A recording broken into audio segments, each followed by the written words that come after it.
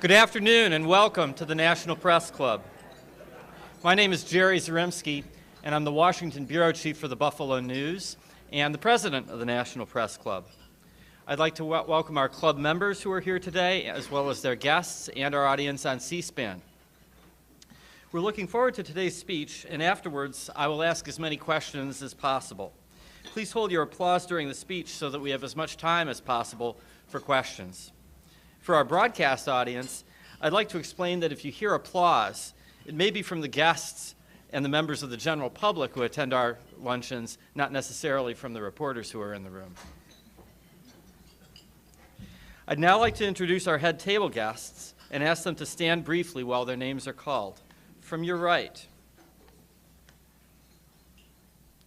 James Carroll, Washington correspondent for the Louisville Courier-Journal. Francis Fiorino, Safety and Training Editor for Aviation Week and Space Technology Magazine. Steve Koff, Washington Bureau Chief for the Cleveland Plain Dealer. David Field, America's Editor for Airline Business Magazine, a London-based monthly. Captain John Prater, President of the Airline Pilots Association, the union for pilots at major U.S. carriers, and a guest of the speaker.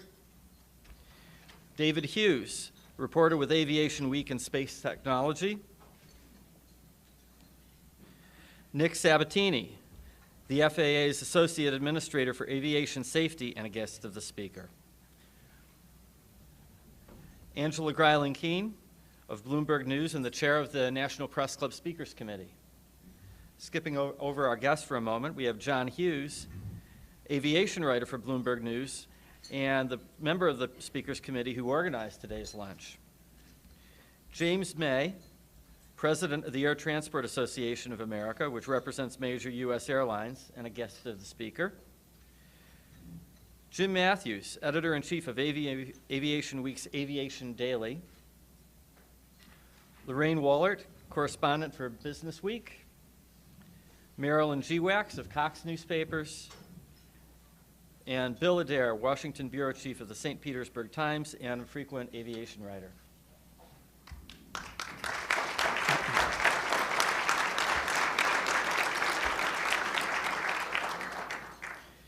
Five years after 9/11, the skies have never been safer. There are about 2 fatal accidents for every 10 million takeoffs. And our speaker today, Marion Blakey, and her aides worked to help achieve that record. But that's not to say that as head of the Federal Aviation Administration that she's always found the skies to be particularly friendly. In fact, in the past 5 years, she has faced one difficult issue after another, confronting the industry that her agency regulates.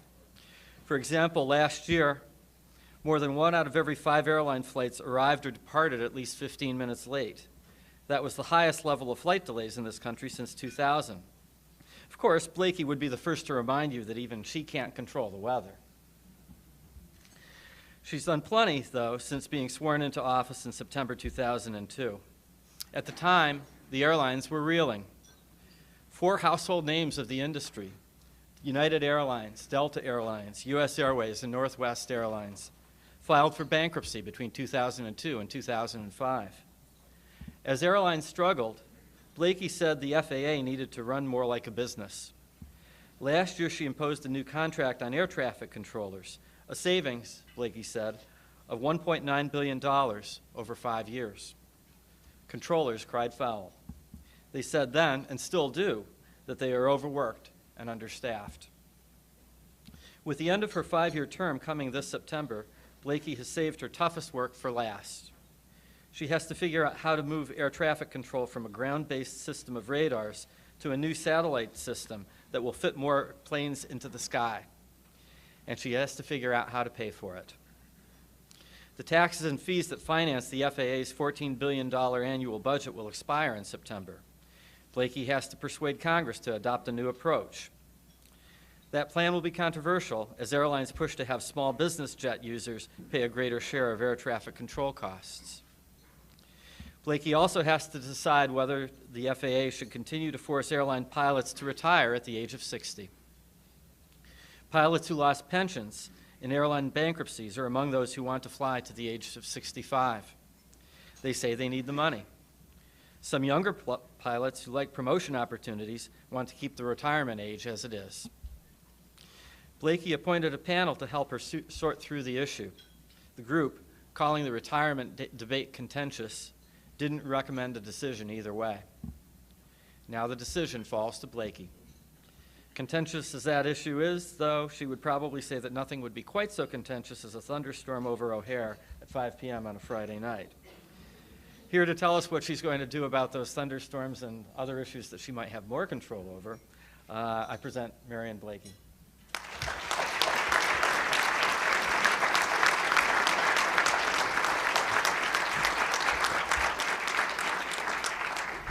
Jerry, thank you for that terrific introduction and for making it all sound so easy, especially the thunderstorm over O'Hare part. And I do want to thank John as well for organizing this. Nothing like the National Press Club to bring them out.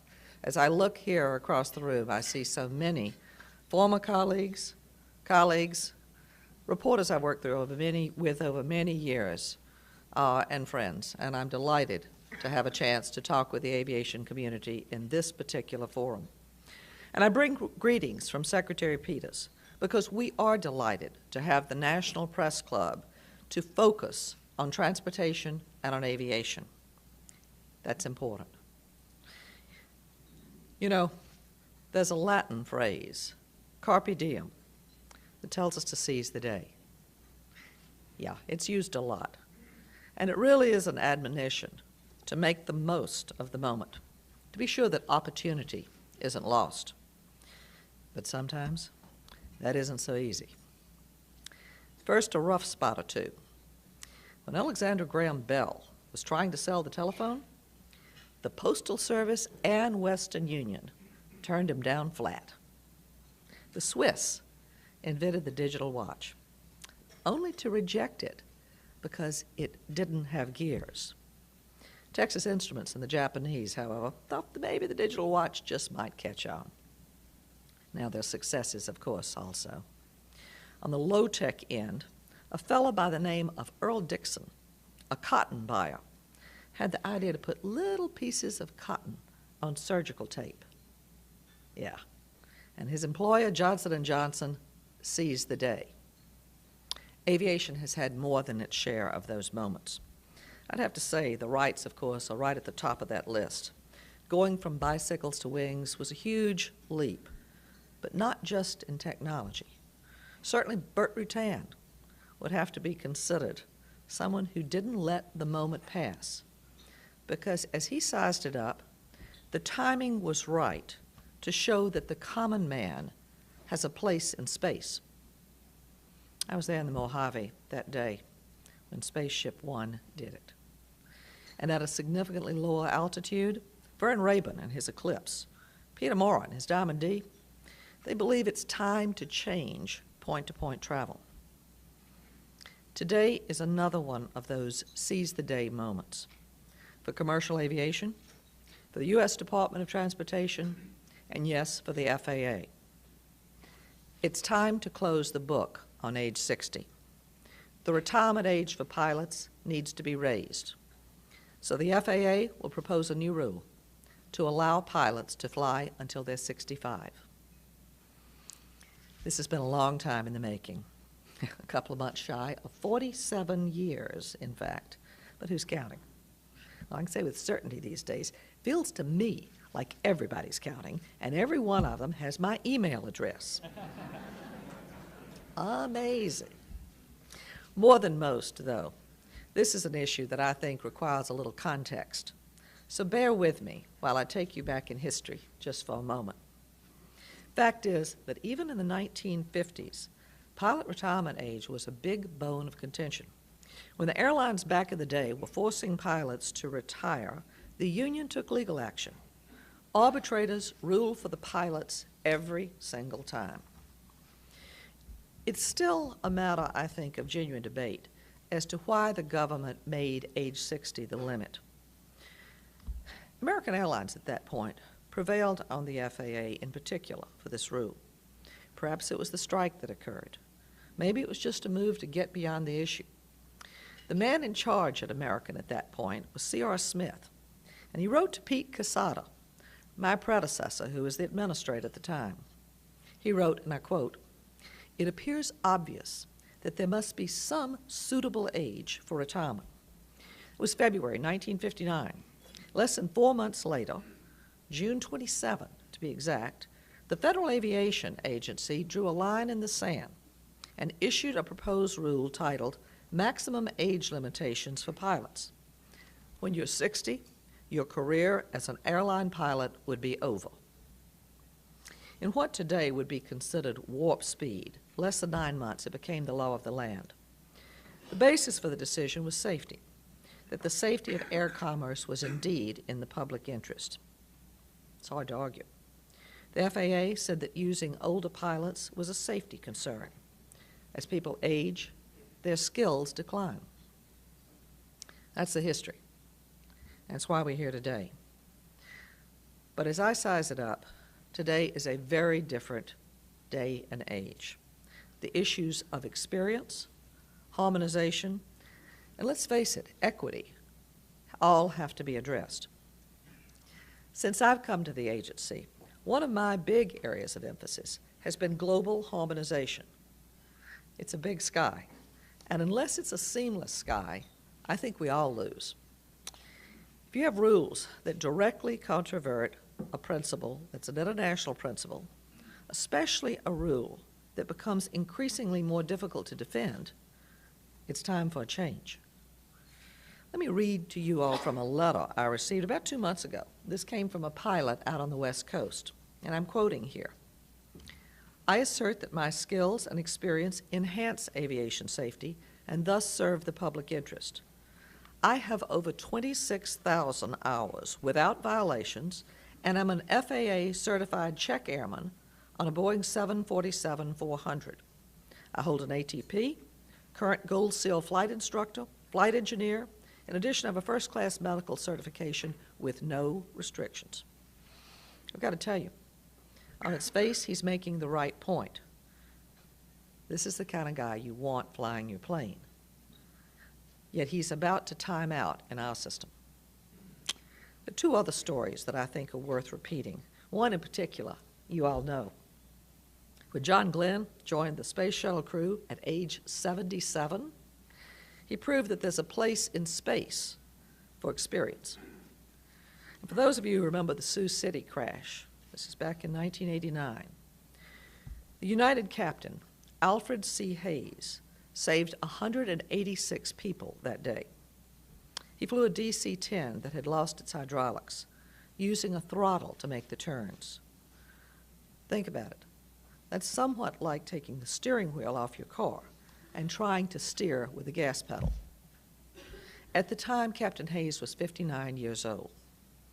I'm standing here today to tell you that I think it was a sad day when Captain Hayes turned 60.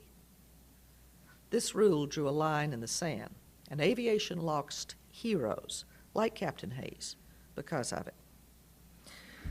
So ICAO's move to allow a pilot under 65 to continue to fly was the right thing to do. The joint aviation authorities in Europe already made this step as well. And in the interest of harmonization, I think it's time for us to do so as well. The rule we intend to propose will be parallel to the ICAO standard.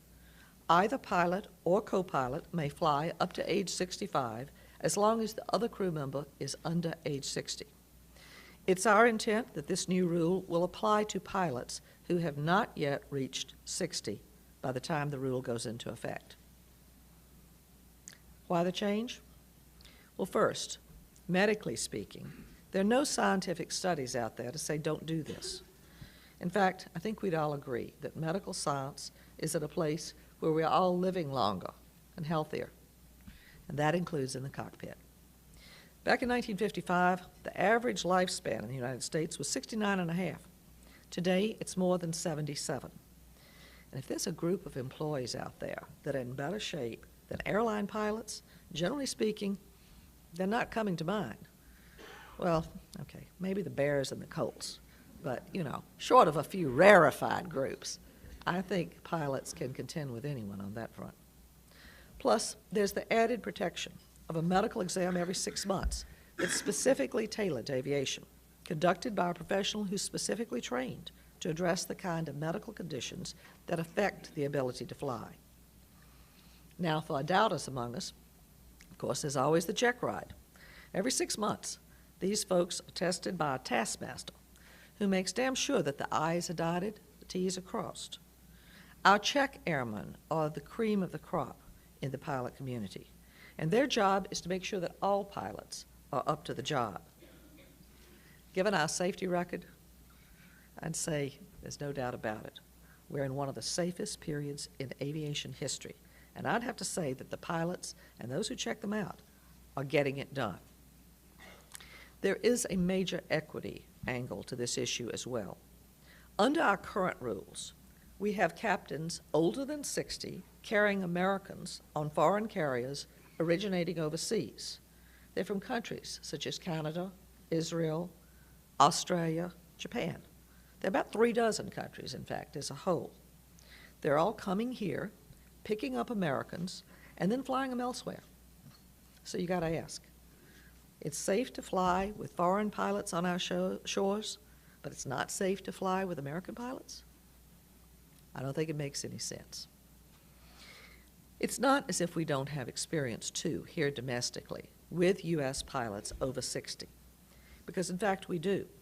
Little-known fact is that back in 1995, when the agency brought small commuter operators up to the same standards as the majors, what we call one level of safety, we allowed about 200 pilots over the age of 60 to continue to fly, grandfathered them in for about 4 years. No medical events, no safety events, nothing to show that the group above 60 couldn't fly and fly well. And now, I'd like to turn to what I think is the most compelling reason. Like the pilot on the West Coast who wrote me the letter, the fact of the matter is that there is a heck of a lot of experience behind those captain stripes, and we shouldn't have to lose it as early as we do these days. I want our older pilots to be around to help younger pilots rising up through the ranks. A pilot can learn a lot by seeing how the experienced vet handles a situation they may have only seen in simulation. Look, simulators are great. They're great for training, but there's no substitute for real life. Encountering all the weather systems, different mechanical, technical issues, sometime in combination, they bring up very unique challenges. All of that leads to what I call airmanship, decision-making, the pilot skills that make our system so very good. When you think back over recent years, there have been very few incidents, very few accidents, but almost all that have occurred have been a result of human decision-making. So, with all of this said, a procedural question arises, and I think it's fair to address this one too. Okay, why don't you just put the new retirement age in place today, right now? After all, there are a lot of pilots out there every month who are timing out, who are going to turn 60 and they want to keep flying. The answer is simple. We can't. And I don't think it would be the right thing to do. Except in very limited circumstances, such as an urgent safety issue, the Administrative Procedures Act governs, and it requires a notice of proposed rulemaking be issued before any final action can be taken.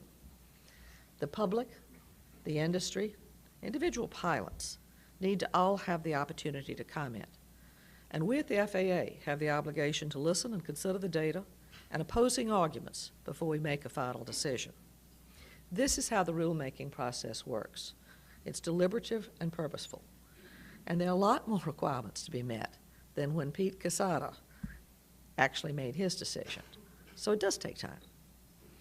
When it's something you want right away, I can tell you right now, it's a hurdle. It's been frustrating from my standpoint as well as probably for lots of people in this room. But when it's something over which there is honest debate, it's one of the key ways the strength of the aviation system we have today has been built. Now, there are strong feelings out there about the retirement age, and it's going to take time. And I want to particularly thank a number of people who've already put a great deal of time into these deliberations. You see, as Jerry alluded to, I did ask for help with this, and I established an aviation rulemaking committee back in the fall. We call it an ARC, made up of representatives of the airlines, pilot unions, a group that was representing the pilots who are turning 60 and over 60, and the aeromedical community. I asked them to review the situation and make recommendations. And even though they couldn't come to consensus, I thought they produced a very thoughtful report. So I want to particularly thank the co-chairs, Captain Dwayne Worth of ALPA, Airline Pilots Association. Dwayne, would you stand?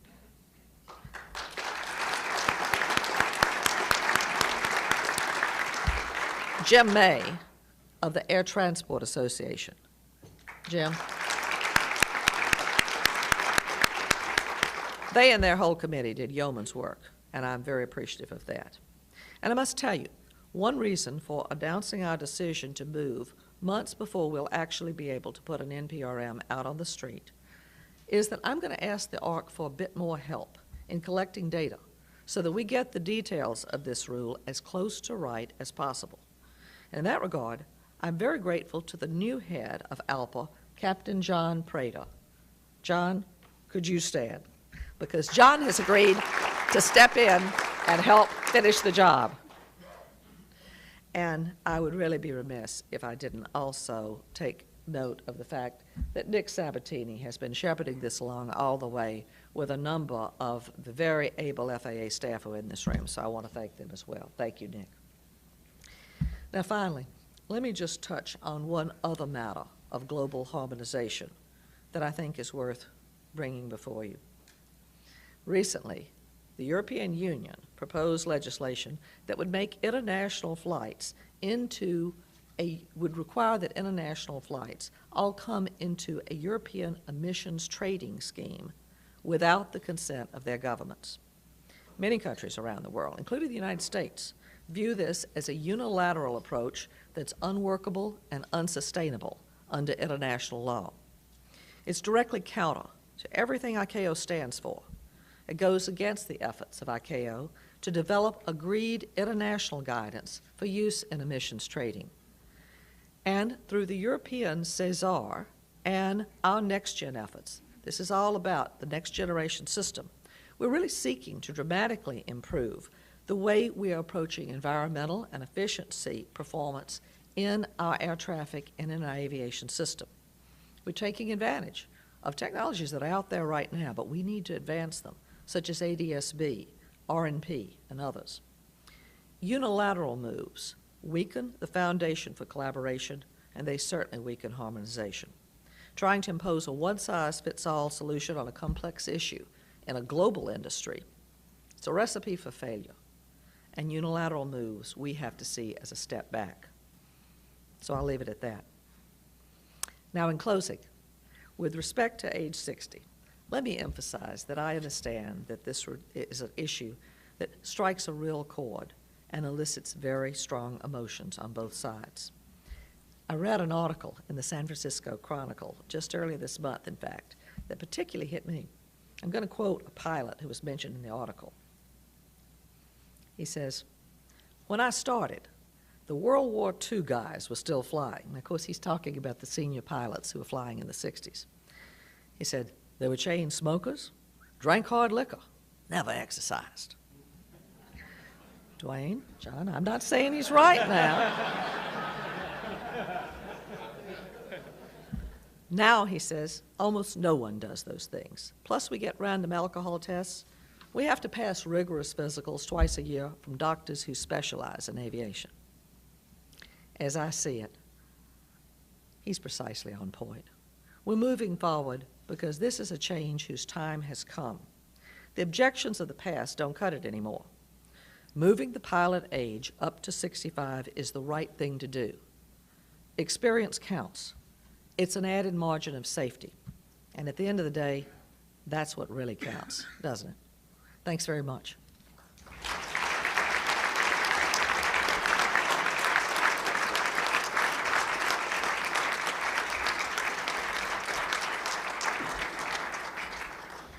Thank you very much. We have a lot of questions on Rule 65 and other issues as well. First of all, what effect will Rule 65 have on pensions, retirement funds, airline scheduling, and how have the airlines reacted to this proposal? Well, of course, we're making the proposal today, so we will look forward to getting those reactions, I'm sure, in full. I would say this, though, that a number of airlines were represented on the ARC in various ways. And I think that is one reason why it's important that we get additional data in, because to the extent that we can take into account operational, economic issues that would make it easier, make the transition smoother, we very much want to do this. Different carriers are in different positions, as are different pilot groups. And the specifics there, as I say, change is not always easy, but we will do our best to work it through so that it is as smooth as possible. Would this change cost airlines money by forcing them to pay more top-of-the-scale salaries? Again, you know, I think the circumstances are different depending upon the airline, because you have a trade-off here. You have, on the one hand, very senior people who certainly are well compensated. On the other end, you have people who are experienced and do not require the kind of training ramp-up that bringing new people into the airline requires. So that as this goes forward, I suspect you'll see a fair degree of balance from that standpoint. We don't see this as being costly over the long run, certainly though there are specific transition costs that will be taken into account as we go forward. If you propose a rule to raise the retirement age, won't it take too long for it to be implemented to help many of today's pilots? And if you're proposing this today, how long will it take to get the rule implemented? Well, that's a good question, and it depends a little bit on the aviation community itself and how far we can get, as I say, in trying to get it close to right at the beginning. I expect that because of both the process, because we will be writing the rule from this point, but we really do want to get more data in from the community now that everyone knows that we're moving forward. I suspect it will be before the end of this year before we have the rule on the street, because there also are processes of review within the administration. And then we'll see how long a comment period the community wants, and it takes months and months after that to do a final rule. So, you know, this is, I would say optimistically, that this is an 18-month, 2-year, possibly longer process. If the time for change is now, why not issue exemptions or waivers for pilots that are approaching age 60 but who will turn age 60 before the rule takes effect? Yeah, and you know, I have to tell you, I mean, a lot of those emails I get are from people who are going to turn 60 in the near future. So I am very sympathetic about, you know, the strong feelings they have, the dilemma they're in. The fact is that waivers would be very difficult to do, because not only do we have to grant a specific request to a specific individual based on their request, but the certificate holder, the airline in question, would also have to come forward and make a specific request for a specific individual. That would be hard. Right now we have 180 requests that have come in recent days because of anticipating that we might be moving on this. And candidly, the FAA, and I would say it would be difficult for the carriers as well, to all try to process individual requests. So I do not anticipate that we'll be able to do that. Similarly, would you consider making the age 65 retirement age retroactive to those pilots who've already retired? I know this is hard, but no, we do not plan to do that. Think about it for a moment. People who are already out of the system, who have already gone on, the questions of trying to bring people back in and whether at that point, for what would be a very brief period of time, the training, the skills, are they up on the specific equipment, et cetera, I think this would be a very disruptive thing to do. And at the end of the day, I do not expect that this would be a part of a final rule. How do you expect airlines to handle scheduling when one pilot could be over the age of 60 and one under? Well, you know, one of the things that I'm careful to do is I do my job and I let people who do their job best, such as dispatch, figure those things out, and the operations end of the carriers will have to work closely on this. Again, we're going to look for specific details, though, and comments about whether there are issues there that the FAA's rule could be helpful with. We'll see. Do you envision any additional medical scrutiny, physical or cognitive testing for pilots who are wanting to work to the age of 65? You know, if there's something that makes sense that comes forward in the rulemaking process, certainly we would consider it. But I would suggest that a twice-a-year physical done by, again, experts who are looking at this from the standpoint of the aviation environment and the cockpit is about as much scrutiny as anyone would expect. This is very rigorous as it stands today, and I think at this point that's our expectation, that we'll go forward with a system that's working well right now. Changing the mandatory retirement age in a short period of time would have a significant impact on airline pay and benefits, not to mention pilot career progression. How long will the transition period be to this new age limit? Well, you know, in terms of planning and the way people are looking at this, certainly there is forewarning that this is a likelihood from this point on. But in addition to the process of putting a final rule in place with the specifics, it is very likely that there will be a proposed transition period, because after all, you don't just turn a switch one day at the airline. So I would suggest, again, we'll look for comment on how long is reasonable, how long would it take, bearing in mind the competing equities that are involved here. How will the proposed rule affect the current pool of pilots who fly for business aviation and who may be over the age of 60? They're able to fly right now. In fact, you know, one of the interesting things that I followed in this is that NetJets has a very large pool of pilots over the age of 60, and we have continued to monitor that situation and look at the data. And again, the data is very positive from the standpoint of the competency of people who are over 60. So I don't anticipate this would do anything but, you know, provide the opportunity to continue to fly in that environment. There may be somewhat fewer pilots who then are moving over into business aviation if they continue to fly for the carriers, but I don't think we see this as having a major impact. What would you have to say to younger pilots who fear they might lose career opportunities because of this change? Aviation is a great field, and being an airline pilot is, you know, a wonderful profession. I don't think this will discourage them. It will obviously tell younger pilots that they've got a great and longer future than they might have if they choose to exercise it to its fullest. I think we have to remember that another concern that we share, and it's particularly acute internationally, is that the pipeline of people going into aviation, into fact, a lot of fields in the aerospace community broadly, that pipeline is not as full as we'd like for it to be.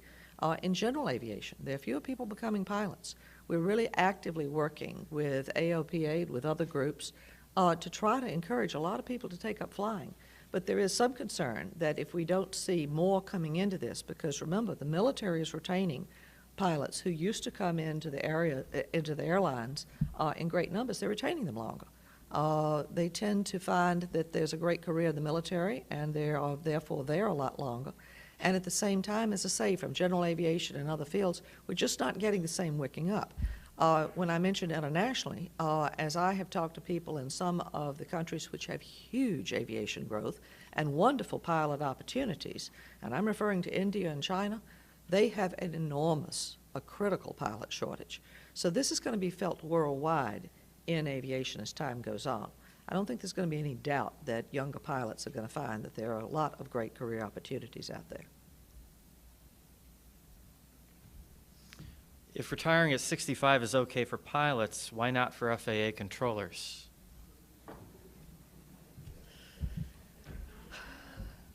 Because it's the law of the land that they retire at 56. 56 is the current age for controllers. That was put in place back in the 1970s. But I will tell you, if there is a move on Congress's part to raise the age for controller, I think we would be happy to work with them on it. So. If Congress goes ahead with a continuing resolution, what will be the impact on the FAA budget and on the modernization of the air traffic control system and air traffic controller hiring? You know, the CR is something that I have spent a tremendous amount of time recently talking with members of Congress about, because the continuing resolution on a full-year basis would make it impossible for the FAA to continue to staff our facilities and cover our oversight responsibilities on the same basis we're doing today. About 80% of our operating budget is personnel, and we simply cannot afford the kind of costs that go in any organization. You have healthcare costs go up. We have a pay raise from last year that is annualized now for this year. We have a pay raise this year. All of those kinds of factors, cost of living, we cannot, again, cover our responsibilities, and that would mean significant disruption this summer unless Congress does act to address it. How many air traffic controllers have retired so far in fiscal year 07, and is that what the FAA expected? You know, we saw a bit of a bump up above our initial model on the number of controllers retiring last year in 2006. Of course, we did have the situation of the negotiations and dispute over the contract that is now in place for air traffic controllers. And I think that did cause us to have a larger number retire than we had expected. Back in the fall, it was about 25% bump up. However, that is something that we also were able to address because we have a dynamic hiring system where we have over 2,000 people who are lined up to come into the system, who are qualified and ready to go, so that we have no inability not to hire more or less. And last year, we therefore hired more than we had planned. This year, we are going to hire more than 1,100. So we will stay ahead of the number of controllers who retire. And we've addressed the change in our model to the point that I don't think we see particular differences than what we are planning for and expecting. But again, that's the reason why we have a dynamic system. And we have a lot of the best and the brightest who want to be in one of the world's best jobs in government. According to numerous news accounts, relations between the FAA and the Air Traffic Controllers Union are the worst since the 1981 PATCO strike. What are you doing to address that, and what are the chances of reopening labor talks to come up with a new contract?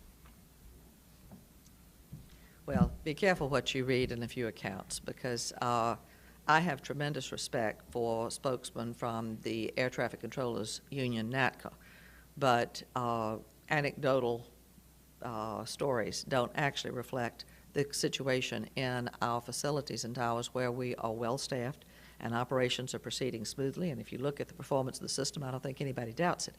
I would also say that the new contract is a very fair contract. Not only does it keep financially whole our existing veteran workforce, they took no cuts. In fact, their pay will be going up under the new contract.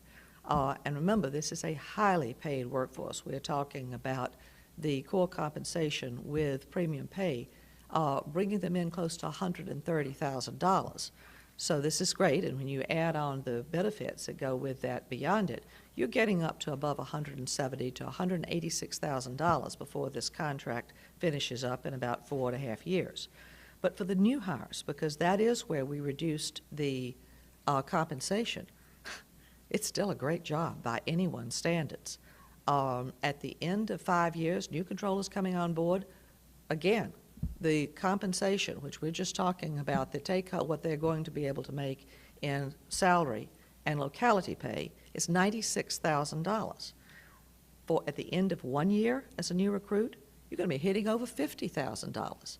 Now, we don't have any difficulty bringing people into the system who want to work air traffic, believe me. And there is therefore no intent on our part to reopen negotiations or reopen the contract. The contract is in place. We have a bunch of questions here that have just recently been submitted by email from people who are watching on television, and one of them is on our topic of the age 65 rule. If safety is not in question, why do you require that one of the pilots be under the age of 60?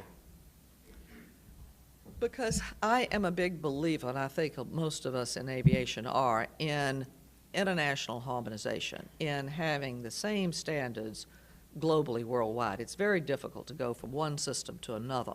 And that is the system that ICAO has put forward. The standards are there, and we think it is reasonable, therefore, to adhere to the international standards. So we'll go forward with that. Okay, moving on to some other topics. When do you expect to send the FAA reauthorization bill to the Hill, and could you give us any kind of a preview of what it'll look like? Moving right along, as they say.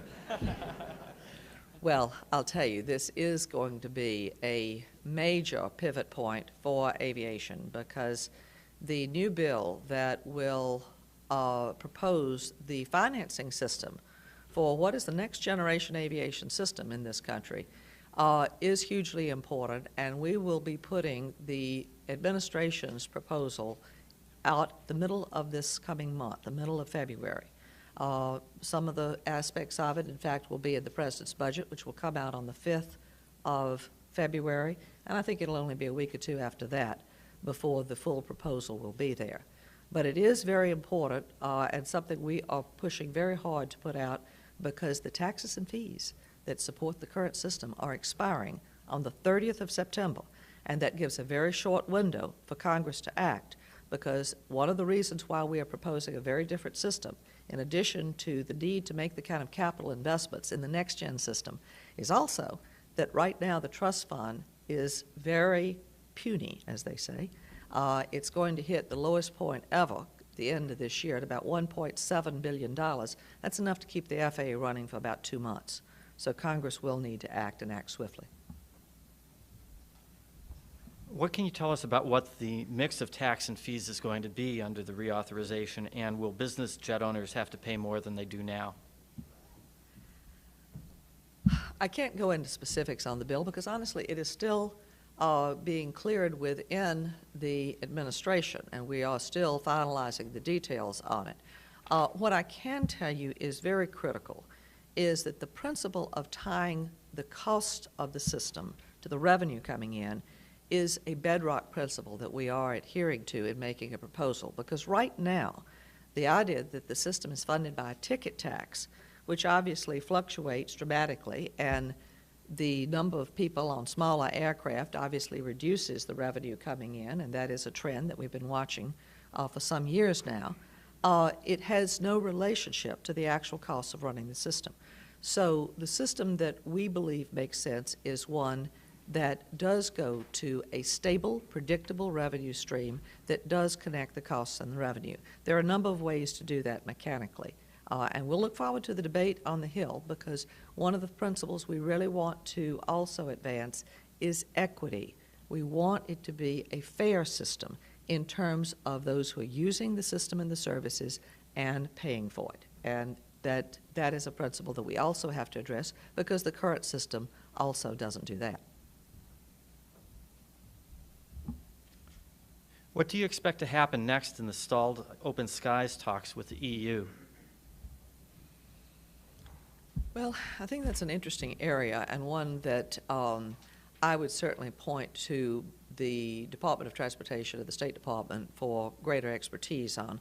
What I would say, though, is an encouraging sign is that the EU Transport Minister, Jacques Barrot, will be here beginning of next week. So I know there will be good discussions about this.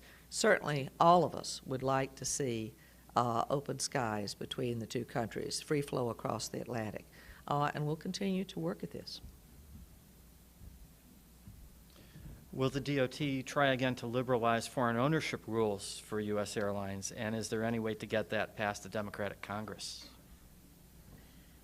You know, again, I'm going to defer to Secretary Peters and the department on this. Because we are the regulatory authority, the FAA tries to stay out, for the most part, of those kinds of trade and economic issues that affect the fortunes of the carriers so much. I simply would say I think Secretary Peters, though, was clear that at this point it does not make sense to proceed with a rulemaking, and I think that's where they are at this point. Should the DOT block U.S. Airways' attempt to purchase Delta? Now, if someone thinks I'm going to bite on that one, you know, the FAA's job is to make sure everyone is out there operating smoothly and safely. That's what we're going to be paying attention to throughout it, and we'll be as interested as everybody else to see how that develops.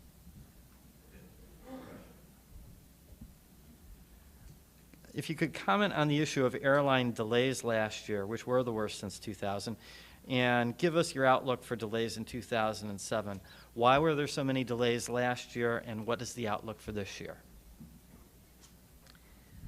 Yeah, you know, it's interesting because up until very recently, in an interesting way, this has been an untold story. And I say that because delays have hit the same level in terms of numbers of minutes and, frankly, a tremendous cost, around $10 billion annually, that we had in the summer of 2000, when every time you went to the airport, all you saw was delayed on the boards. The reason why this has not attracted the kind of public outcry and attention so far is that the way the FAA has been managing this has been twofold. One, we have applied as many technological and procedural changes as we possibly can to try to minimize delays.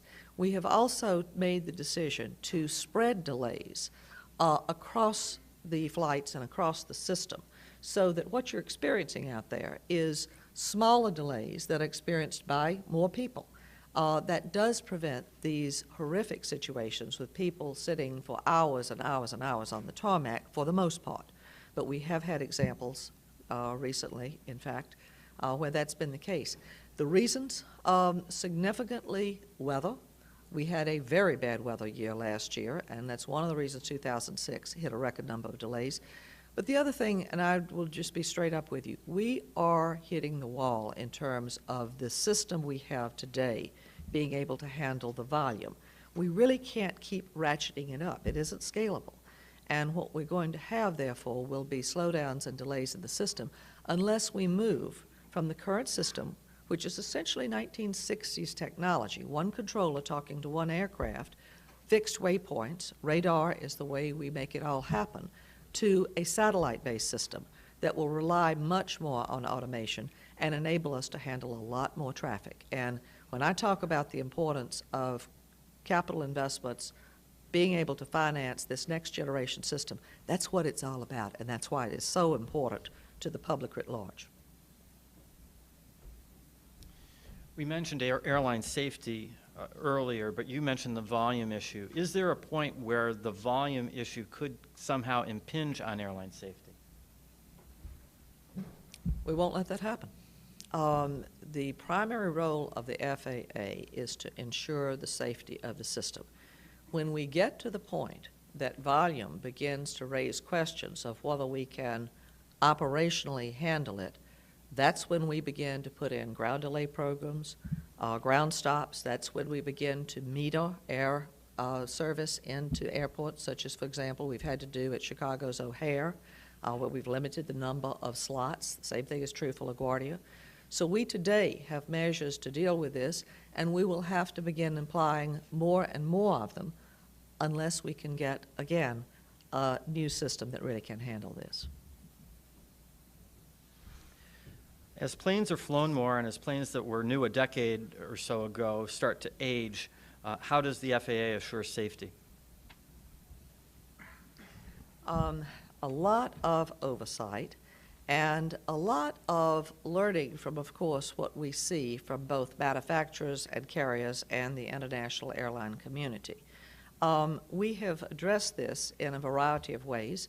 In fact, we have a series of rules that are going through the process that address aging aircraft, issues of wiring and fatigue cracking and how you monitor for that. But at the same time, I think we see within the aviation community a tremendous amount of scrutiny that's given by the carriers in a very systemic approach to getting in front of indicators of problems with aircraft. So there's a lot of monitoring and a lot of work. But the other thing I would point to, too, is this, that both with the changes that occurred after 9/11 and as the industry comes back, you're seeing a lot of new aircraft in the system. Many of the older aircraft were retired to the desert during this period in which changes had to be made. So, you know, the age of the fleet also is something that I would certainly take heart in as well. How do you get next generation air traffic control past its critics, and how do you get it funded, and when do you envision it being in place? Well, you know, I think at this point, there are some in this room who certainly might debate me on this, but I don't think the need to move to the next generation system is a subject of debate anymore.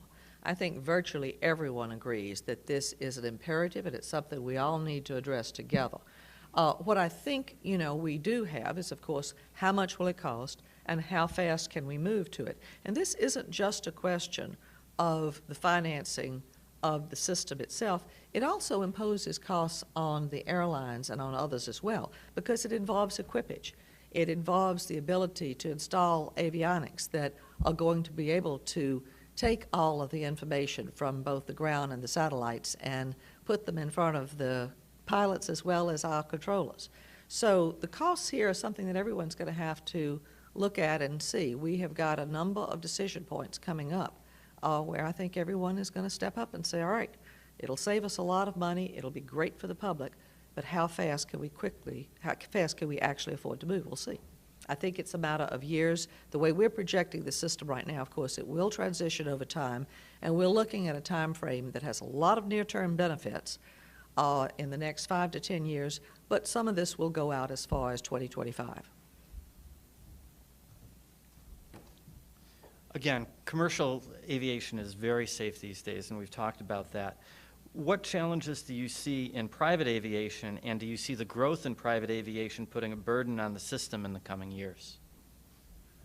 Well, I suspect one of the things that the questioner has in mind here is the new phenomena out there of very light jets.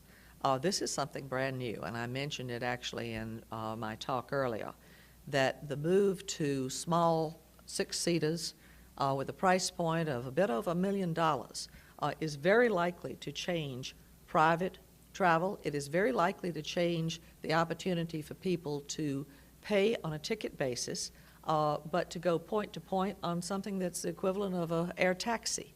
There are some air taxis out there, but as this grows, because we're projecting that over the next 10 years, there are likely to be about 5,000 of these coming into the system. It's going to change things. What we are looking at here is the potential to use a lot more airports in this country. We don't have a shortage of tarmac. What we have is very congested big airports.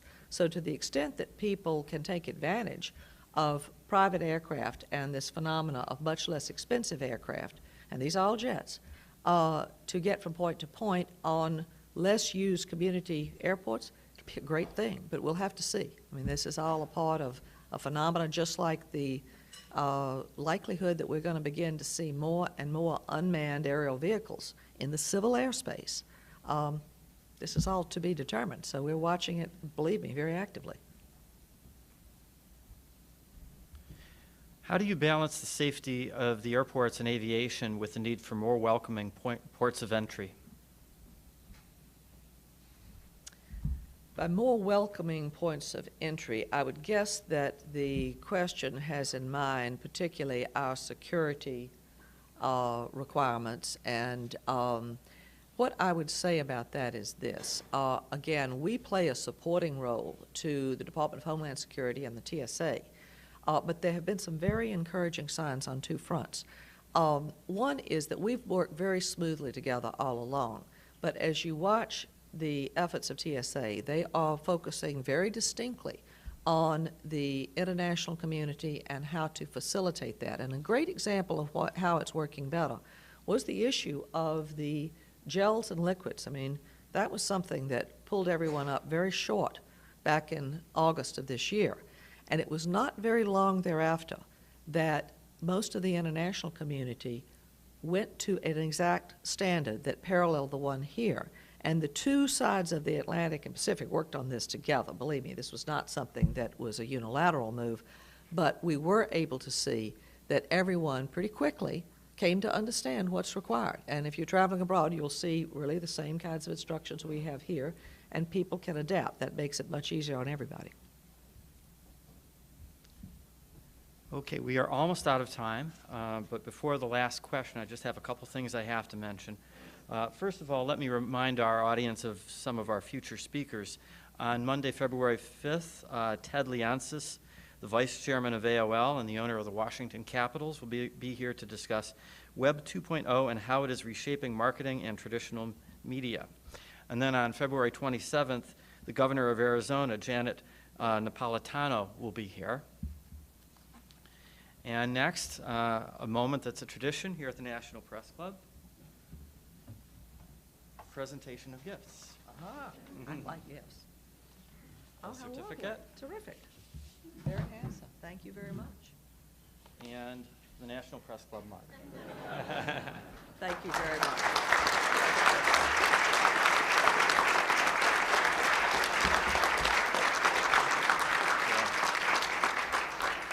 Now, returning to the issue of aviation safety, we know that America's skies are safer than they've ever been. That's not always true. It's not always true for your baggage, for example. So we were just wondering if you could share with us, we all have these experiences that we've had flying, you know, these nightmares we've had flying. What is the worst flying experience you've ever had?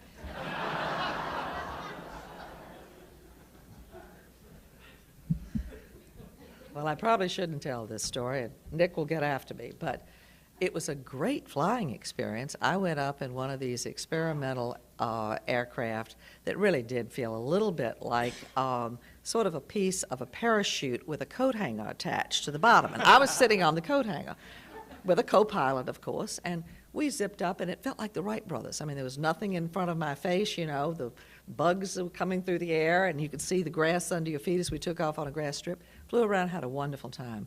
Came back down, and I was talking to people later, and somebody came over to me and said, "Did you know much about the plane and the guy you flew with?" And I said, "Well, you know, it was out here at Oshkosh, and I'm just game for almost anything." They said, "Well, you might want to check." Learned later that the FAA had given out a few violations in the past there. And I thought, ooh, you know, so in terms of worst, I thought, well, I probably should have done my homework just a little bit better before being willing to jump on and fly, but I do love to fly, so there haven't been many worst experiences. Most have been great. That's great. Thank you very much.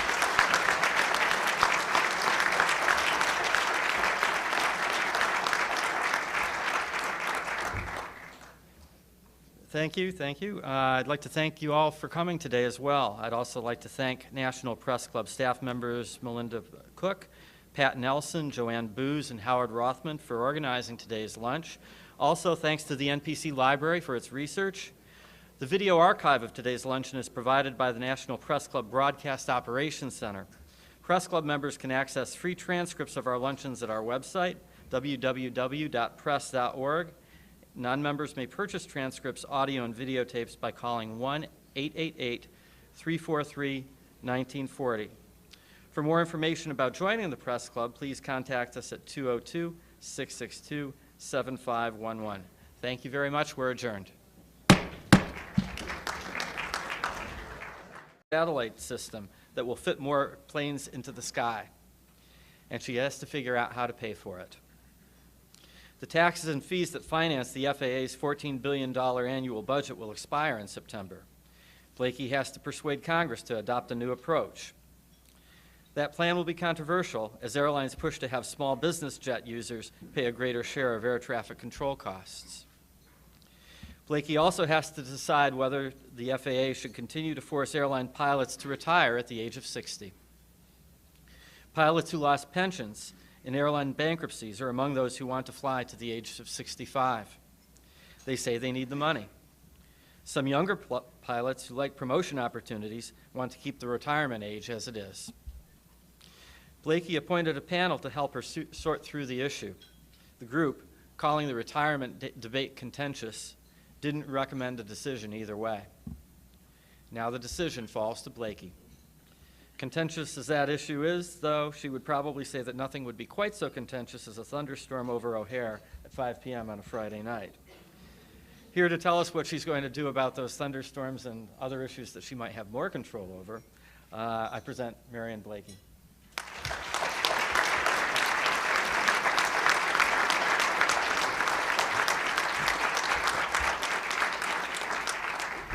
Jerry, thank you for that terrific introduction and for making it all sound.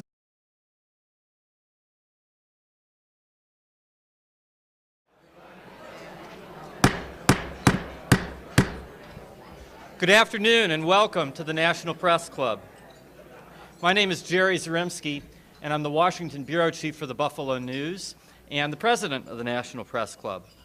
I'd like to welcome our club members who are here today, as well as their guests and our audience on C-SPAN. We're looking forward to today's speech, and afterwards I will ask as many questions as possible. Please hold your applause during the speech so that we have as much time as possible for questions. For our broadcast audience, I'd like to explain that if you hear applause, it may be from the guests and the members of the general public who attend our luncheons, not necessarily from the reporters who are in the room. I'd now like to introduce our head table guests and ask them to stand briefly while their names are called. From your right, James Carroll, Washington correspondent for the Louisville Courier-Journal. Francis Fiorino, safety and training editor for Aviation Week and Space Technology magazine. Steve Koff, Washington bureau chief for the Cleveland Plane Dealer. David Field, America's editor for Airline Business Magazine, a London-based monthly. Captain John Prater, president of the Airline Pilots Association, the union for pilots at major U.S. carriers, and a guest of the speaker. David Hughes, reporter with Aviation Week and Space Technology. Nick Sabatini, the FAA's Associate Administrator for Aviation Safety and a guest of the speaker. Angela Greiling-Keene of Bloomberg News and the chair of the National Press Club Speakers Committee. Skipping over our guests for a moment, we have John Hughes, aviation writer for Bloomberg News and the member of the Speakers Committee who organized today's lunch. James May, president of the Air Transport Association of America, which represents major U.S. airlines, and a guest of the speaker. Jim Matthews, editor-in-chief of Aviation Week's Aviation Daily. Lorraine Wohlert, correspondent for Business Week. Marilyn G-Wax of Cox Newspapers. And Bill Adair, Washington bureau chief of the St. Petersburg Times and a frequent aviation writer.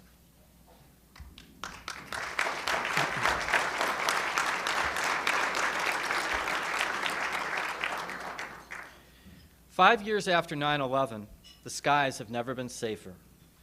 There are about 2 fatal accidents for every 10 million takeoffs.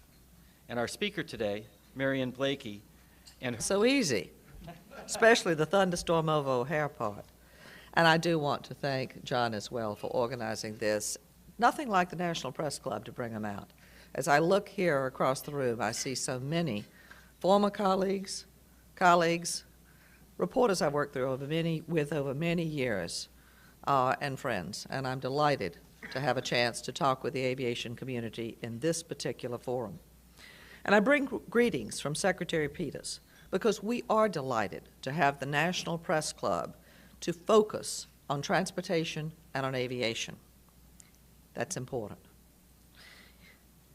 You know, there's a Latin phrase, carpe diem, that tells us to seize the day. Yeah, it's used a lot. And it really is an admonition to make the most of the moment, to be sure that opportunity isn't lost. But sometimes that isn't so easy. First, a rough spot or two. When Alexander Graham Bell was trying to sell the telephone, the Postal Service and Western Union turned him down flat. The Swiss invented the digital watch.